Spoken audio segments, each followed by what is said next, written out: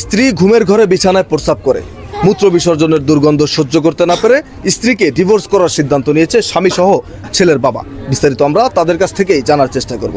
আসলে উনি মূলত কি করে, ঘটনাটা একটু বলেন। ভাই সারাদিন অফিস করি, অফিস করার পরে বাসায় আসি, বাসায় আসার পরে রাত্রে ঘুমাই কটা খাওয়া দাওয়া কইরা, তারপর হঠাৎ করে সকালে উঠে দেখি যে তোষক ভিজা। তোষক ভিজা তো বললাম যে তুমি এগুলো করো, তোমার এই কাজগুলো তো আমার করো, আমি তো সারাদিন ডিউটি করি, ব্যস্ত থাকি, ক্লান্ত। আপনাদের মানে রাতে স্ত্রীকে নিয়ে ঘুমান ভালো কথা, তোষক ভেজে গেল কারণটা কি? ওই যে আব্বু তো বললো মানে বিছনা ঘুমের ভিতরে আর কি প্রস্রাব করে দেয় স্বপ্নের ভিতরে। যাই হোক, তো ওগুলো আবার আমার পরিষ্কার করা লাগে, অনেক সময় আমার বাবাও করে, কারণ ও করে না এগুলা।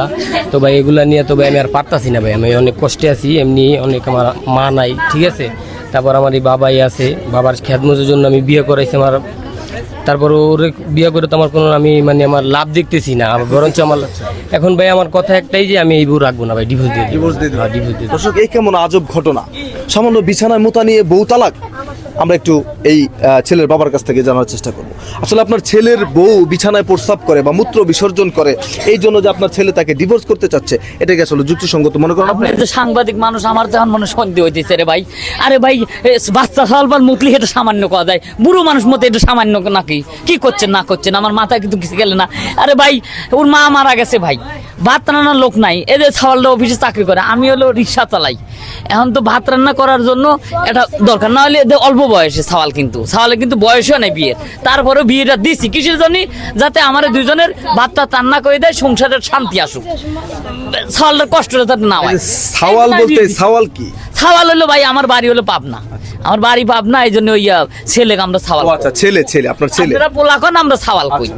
এই সাওয়ালরে বিয়ে দিছি যে আমার ভাত রান্না করে দিবি। ভাত রান্না তো দূরের কথা, হে খালি বিছনাপুরি মতেই, সকাল আর দুপুর ও খাসে আর আমি খাসি। ও ভাত রান্না করবো, আমারে আসে ভাত রান্না করা লাগে, আমার সাওয়ালের ভাত রান্না করে মুতাই তো তোষক বিজাই তো শেষ করি পারিনি। এখন এই যে বউ রাহা যাবি নাহি। আচ্ছা, এই যে আপু, আপনি যে বিছানায় মূত্র বিসর্জন করেন, মূত্র বিসর্জন করার জন্য তো টয়লেট থাকে, এই টয়লেট ইউজ না করে বিছানায় মূত্র বিসর্জন করেন মূলত কারণটা কি? সহি দেখে না, এই জন্য তোষকে মতে মনে হয়। বলে তো একটু। ভাইয়া আসলে এটা আমার একটা সমস্যা, বুঝছেন?